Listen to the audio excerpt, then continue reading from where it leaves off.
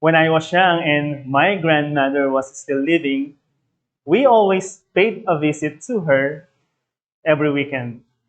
What brings excitement into this weekend vacation was that she often took us into her kitchen and simply prepared us our favorite merienda.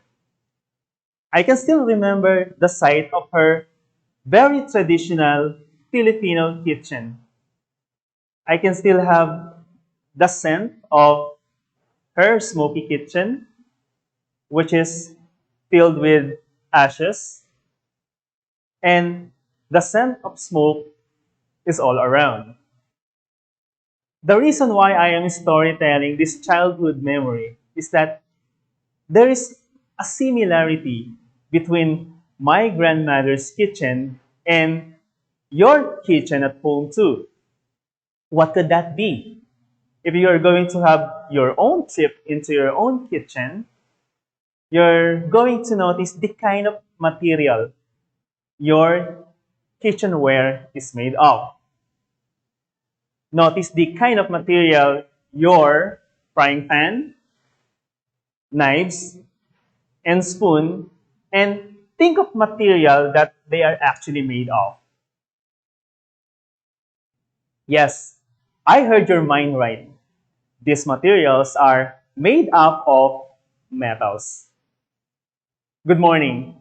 This is Christian Soriano of Rincon Elementary School, and in this lesson, we're going to investigate this special property of metals. That's why they are best for kitchenware and best for conducting electricity. Before we proceed to our new lesson in this morning, I am inviting you to check your understanding about safety. Now, by looking at the pair of pictures, I'd like you to check the one that shows the good practice or cross the one that does not. You can also use the comment box to write the word check or the word cross as a response. All right? Now, in this pair of picture, which is the correct way of plugging an electrical appliance? The picture in the left with dry hand or the picture on the right with wet hand? You can type your answer on the comment box. Yes, the one with the dry hand is safer to plug in an electrical appliance.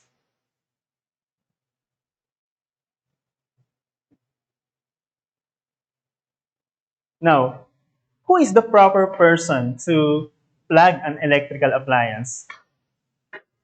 Is it an adult person at home or our younger brother or sister? You can now begin to type your answer on the comment box. Yes, of course, we need an assistance from an adult whenever we use an electrical appliance at home. Now, who has better protection in grilling the barbecue? The picture on the left with bare hand or the picture on the right with pair of gloves? Do not forget to type your answer on the comment box.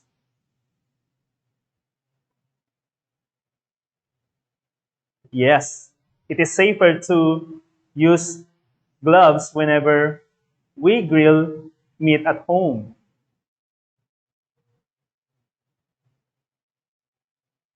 Look at this picture. Who has better protection in a welding area?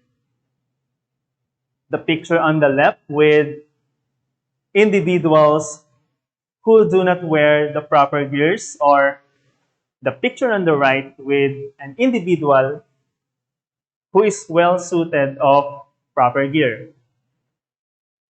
Yes, it is the picture on the right. Lastly, who is well protected in handling warm kitchen tool? Is it the picture on the left or the picture on the right?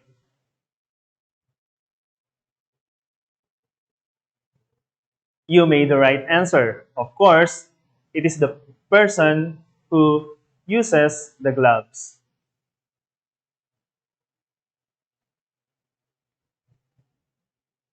Thank you so much for putting your correct responses on the comment box. It seems that you have a very well understanding of your own safety at home. Now, in this lesson, you are tasked to explain why some materials are good conductors of heat and electricity. House rules? Yes, you read it right. In this lesson, I also encourage you to observe the following house rules to better understand our lesson.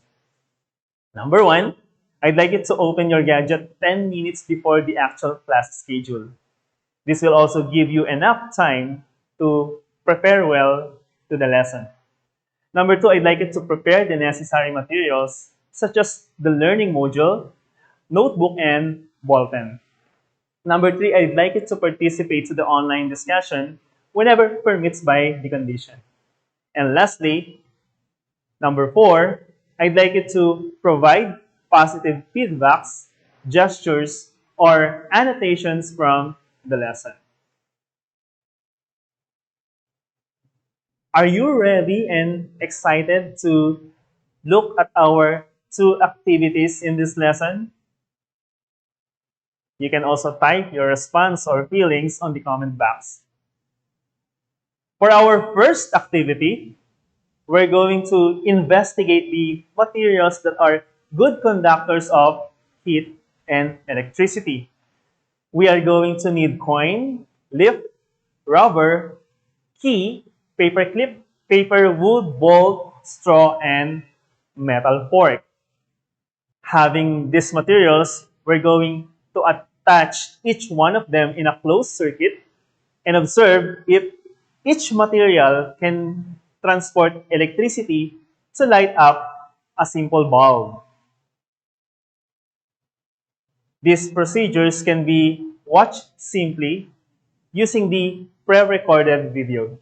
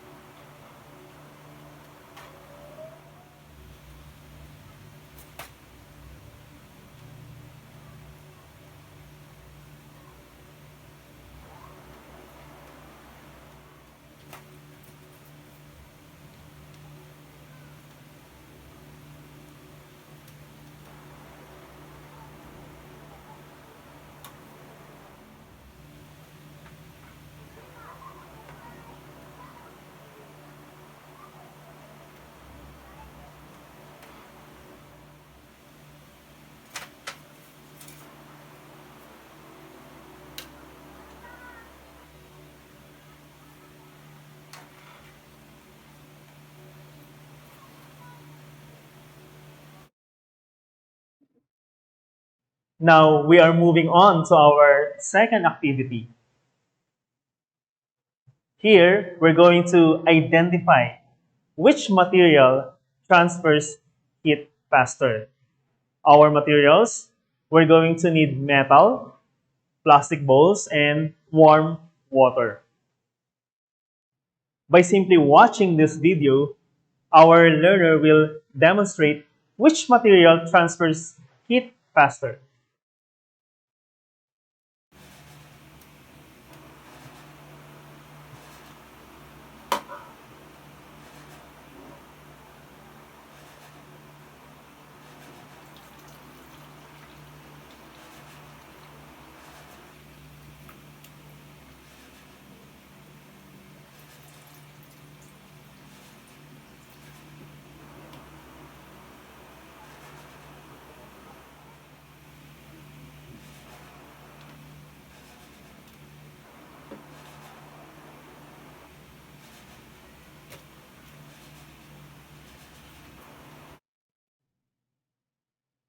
It seems that the demonstration have made you laugh. Now, I'm going to present to you the expected output for these two activities. In our first activity, those materials that can transfer electricity are as follows. They are coin, key, paperclip, bolt, and metal fork. While those materials that do not transfer electricity are leaf, rubber, paper, wood, and straw. This is the expected output for activity number 1. Now, for the expected output for activity number 2 is that metals transfer heat faster than plastic. You have observed that the learner felt the warm water by using the metal kitchenware. What makes a metal a good conductor of heat and electricity? If you're going to have a close inspection of the atoms of a metal, you observe that their atoms are closely held together. Remember that materials that transfer heat and electricity are called conductors. This observation is somewhat similar to the number of passengers inside a jeepney. If you're going to look at the picture, the more passengers that we have, the more individuals can transfer the fare from one person to another. Similarly, our fare reaches the driver's hand because of the number of passengers inside the jeepney. There are a numbers of examples of metals which are good conductors. They are frying pan, copper wire, necklace, coins, and there are a number of lists that you can add to these examples. Now, why does a wood could not transfer an electricity or a heat? You can observe that a close inspection of the atoms of the wood suggests that they are not closely held together. Remember that these materials or those materials that do not transfer heat and electricity are called insulators. Having similar situations earlier, our fare hardly reaches the driver's hand if few passengers are present inside the jeepney. Now, what are those examples of insulators that we commonly observe or commonly we have at home? Some insulators are plastic containers, paper bag, tires, glass, leaf, and you can also add examples to this list. Now, you might ask, is water a good conductor of heat and electricity? Of course it is. Water is also a good conductor of electricity and heat because it contains dissolved ions. Now, if you can observe the nutrition information behind this bottled water, you can observe that some ions are present within the bottle. Did you get a good understanding of the lesson today? The main concepts of our lessons are the following. Some metals can transfer heat and electricity, and we call them as conductors. Number two, wood, plastic, rubber, and other non-metals do not transfer heat and electricity, and they are simply called insulators. Now, in this short and simple test, I'd like you to write the word true if the statement tells the characteristics of good conductor or false if not.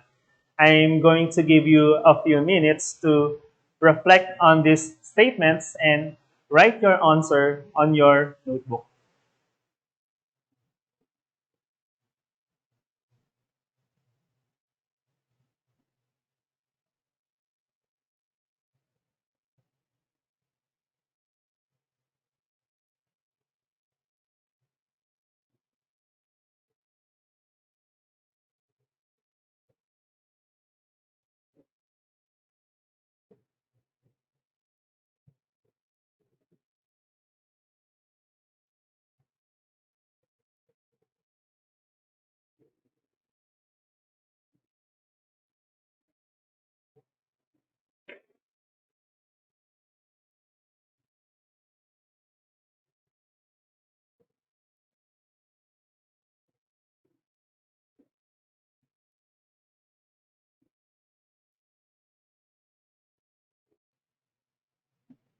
It seems that the comment box is flooded by your correct responses. Now, let me read and give you the correct answer for each number. For number one, solid materials like wood and plastic can transfer heat and electricity easily. The correct answer here is true. For number two, metals are good conductors of electricity. The correct answer here is true. Number three, copper and aluminum are conductors because their atoms are close to each other. The answer here is also true. For number four, insulators transfer heat and electricity faster than conductors. Yes, the answer here is false. Number five, liquid with ions allow heat and electricity to transfer. Of course, the answer here is false. For your assignment, I'd like you to name at least 5 conductors and 5 insulators found in your home. I know you can make a list of these conductors, insulators after this lesson. Still, I have few notes to parents who are continuously guiding or supervising their learners at home. Number one, parents are advised to guide their child to accomplish related activities found in learning module. Number two, feel free to ask your child's teacher regarding the follow-up activities. Number three, whenever possible, share these instructions to fellow learners who could not attend the live streaming or online classes. Once again, this is Christian Soriano and still encouraging you to keep on watching the Valenzuela Facebook live streaming lesson like this. And let me remind you the common theme of our education, even in this time of pandemic, that learning must continue whatever the situation is. Again, good morning.